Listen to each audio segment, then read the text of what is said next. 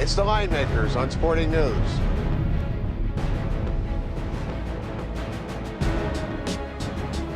It's April, and we have Week 1 NFL numbers. Welcome to Linemakers on Sporting News. I'm Micah Roberts with Rick Karen.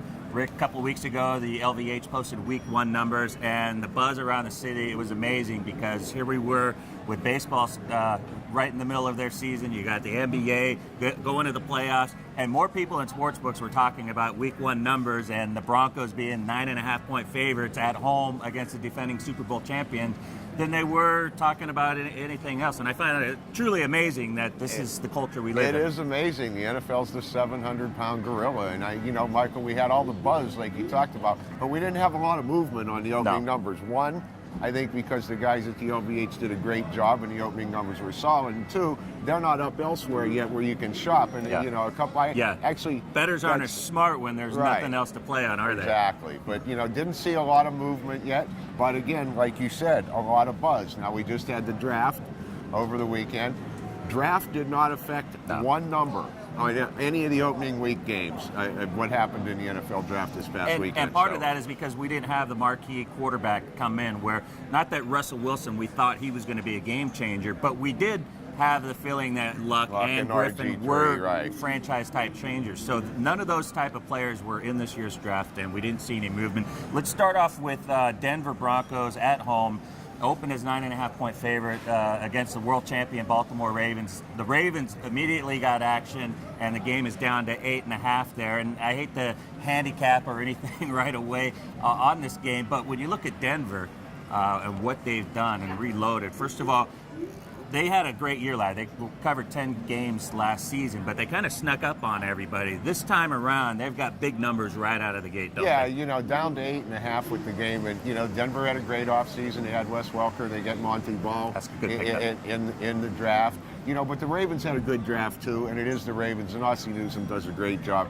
It's the same number it was in the playoffs last year when the Ravens went in there and beat them, so...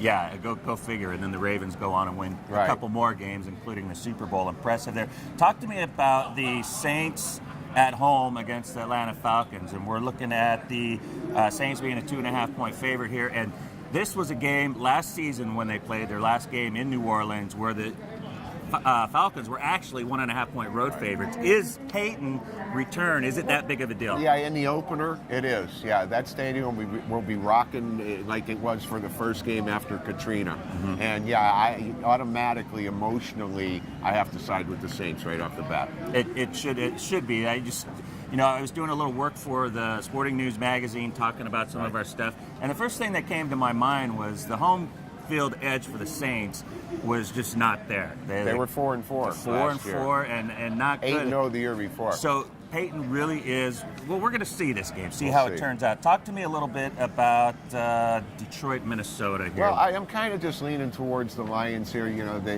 The Lions end up with Reggie Bush in the offseason. I think it's going to make a big difference. But Stafford's got somebody to dump the ball to out of the backfield. He's still got LaSure as the big back. Vikings, Bush. That's going to be interesting. Yeah, Vikings lose Percy Harvin. Cordarrelle Patterson, I don't think, is ready to take Percy Harvin's spot in Week 1. I just think they lose a little bit. The Lions gain a little bit. Would have to tend to lean towards the Lions off the bat. Yeah, no, you're only laying 3 points here. Right. And you figure the Lions, they were the bettors' best friend in 2011 or 2010, 2011 against the spread last year. Absolutely horrendous, and you would expect with basically the same team intact to get closer to being 2011. The Vikings, on the other hand, we're looking at a team that had to win their final, 4 or 5 games of the season, and they were a surprise team last year. Yeah, and you got to figure.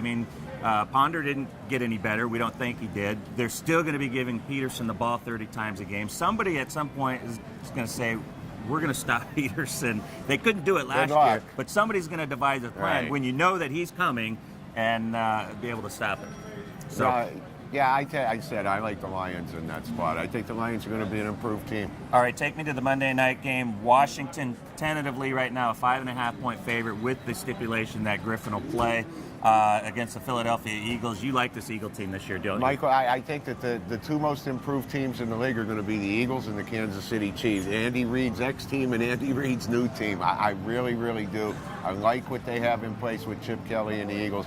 I think the numbers out of line. I've never played an NFL game in April or May for week one in my life, but if I find a 6, I'm betting it now, taking the Eagles. There you go. Now, talk about the number of what it would be without Griffin. We're thinking 3 and a half. With a lot of respect for Kirk Cousins. Kirk Cousins played very, very well last year.